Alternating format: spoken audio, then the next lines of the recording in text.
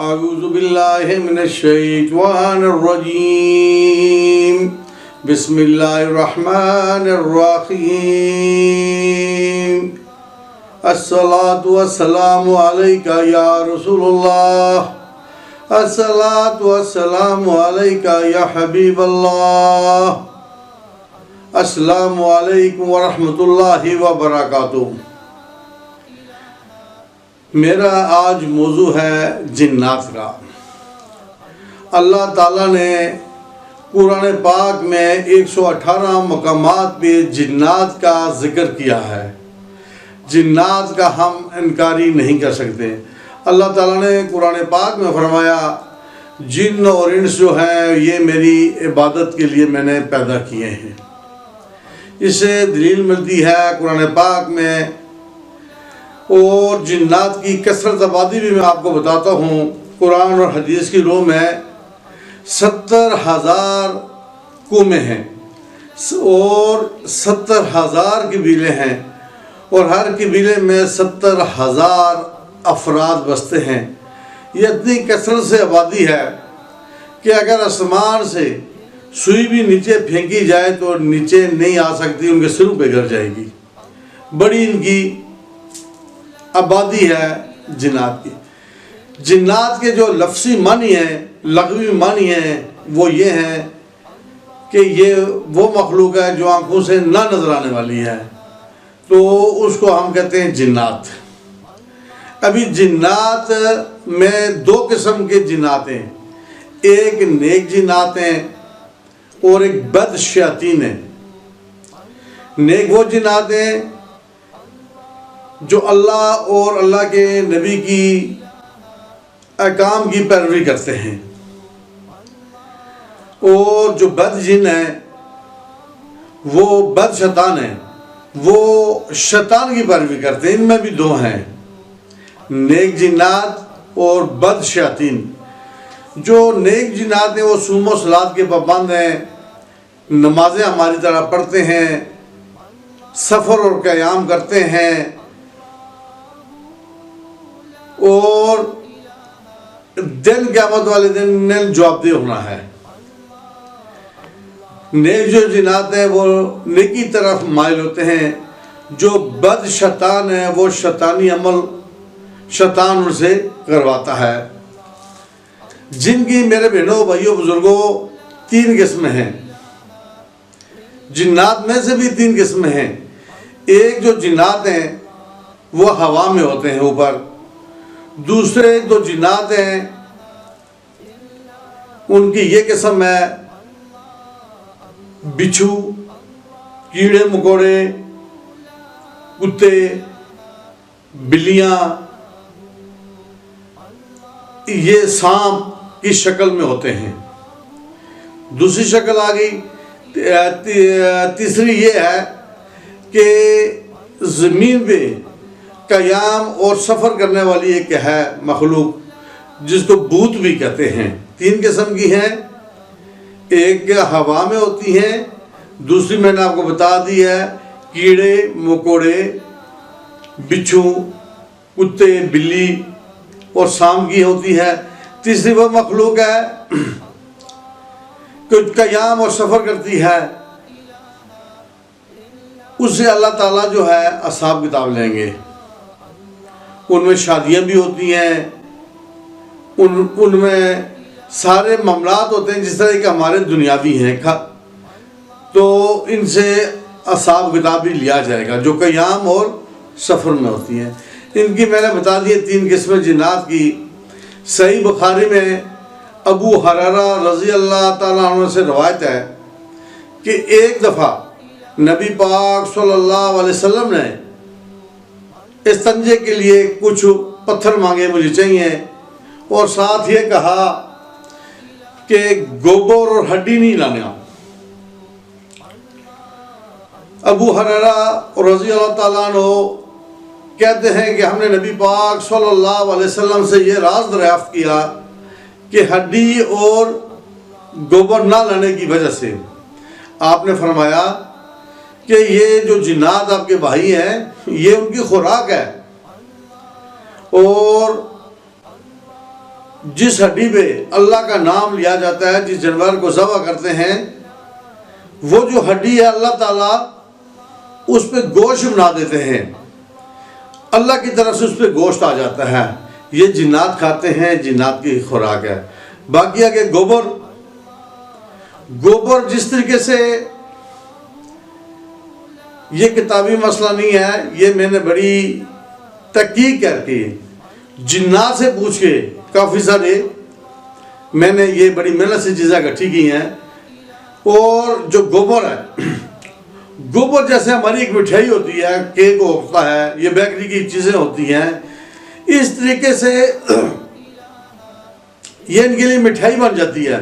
تو اللہ نے یہ جنات کی خوراک پیدا کر دی، ہڈی اور گوبر۔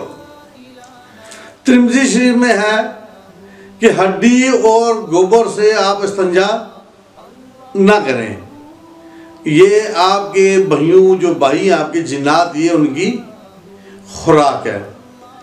مسلم شریف میں ابن مسعود رضی اللہ تعالیٰ عنہ روایت کرتے ہیں، ہر ہڈی جس پہ اللہ کا نام لیا جائے وہ گوشت بن جاتی ہے، اور جانوروں کی مینگنے جو ہیں وہ مویشیوں کا چارہ جنات کا بن جاتی ہیں۔ اس کا مطلب ہے کہ جو جنات ہیں انہوں نے مویشی بھی رکھے ہوتے ہیں، جو ہمارے جانور مینگنے کرتے ہیں وہ ان کے لیے چارہ بن جاتا ہے۔ باقی جو ہے یہ جنات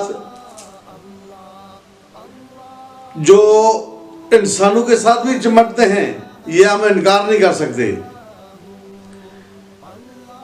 ان کا ٹھکانہ جو ہوتا ہے قبرستانوں پہ ہوتا ہے، ویران جو جگہ ہوتی ہے اس پہ ہوتا ہے، جنگلوں میں ہوتا ہے اور کھنڈرات میں ہوتا ہے۔ تو انجانے لوگ کسی جگہ پہ پیشاب کر دیتے ہیں، یا بچوں کا گزرگاہ ہوتی ہے، جنات کی ان کے نگاہ پڑتی ہے، تو اکثر جو شیاطین جنات ہیں یہ چمٹ جاتے ہیں۔ اللہ کا لاکھ لاکھ شکر ہے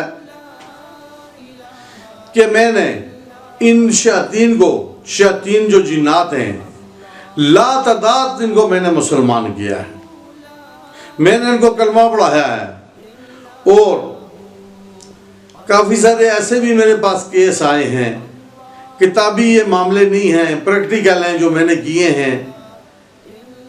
جو جادوگر جو ہوتے ہیں ان کو کنٹرول کر لیتے ہیں، قابو کر لیتے ہیں، قابو کر کے جادو کے ذریعے لوگوں کے اوپر مسلط کرتے ہیں، اور یہ لوگوں کو نقصان دیتے ہیں۔ جنات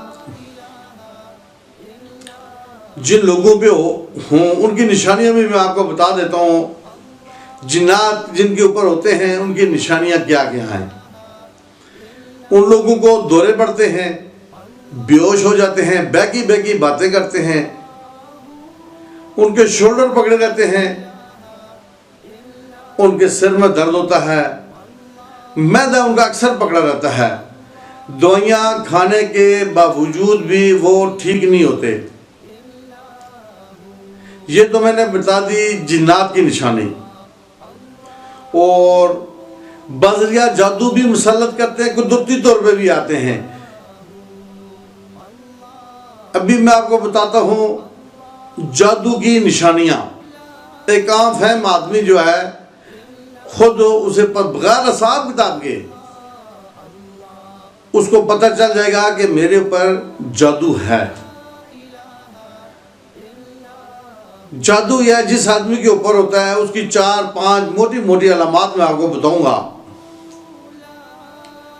سب سے پہلے جس کے اوپر جادو ہوگا اس کے کاروبار بند ہو جاتے ہیں، جس کو کہتے ہیں بندش ہو گئی ہے۔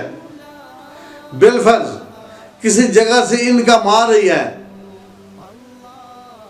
تو وہ جو روپیہ پیسہ ہے اس کا ایکسٹرا لیکیج ہوتا ہے، ٹھہراؤ نہیں ہوتا، پیسہ ضائع ہو جاتا ہے، اور اس کے گھر پہ لڑائیاں شروع ہو جاتی ہیں، بے سکونی شروع ہو جاتی ہے۔ اگر بچے جوان ہیں تو ان کے رشتے نہیں ہوتے، اگر بچے پڑھ رہے ہیں تو تعلیم والی سائڈ پہ ان کو ناکامی ہوتی ہے، اور گھر میں ایسی بیماریاں آ جاتی ہیں، جسم ہے، کوئی ہارٹ پیشنٹ بن جاتا ہے، کوئی گردے کا مریض بن جاتا ہے، کوئی نہ کوئی اس کو بیماری بن جاتی ہے۔ تمام جسم کے ٹیسٹ کرانے کے باوجود بیماری ٹیسٹوں میں نہیں آتی، تو یہ سمجھ لیں بغیر حساب کتاب کے کسی کی جانے کی ضرورت نہیں ہے۔ اگر یہ علامات ہیں تو جادو ہے۔ جادو کے بچاؤ کے لیے میں تھوڑا سا آپ کو بتاؤں گا کہ جادو سے کیسے بچا جا سکتا ہے۔ گھروں میں بلند آواز سے 40 دن تک سورۃ البقرہ کی تلاوت کی جائے۔ اگر آپ تلاوت نہیں کر سکتے تو کم از کم 40 دن تک بلند آواز سے اور ریکارڈنگ چلائیں، اور وظیفہ کم از کم 13 تسبیحاں 1300 مرتبہ ڈیلی پڑھیں، یا رقیب ہو یا حفیظ ہو،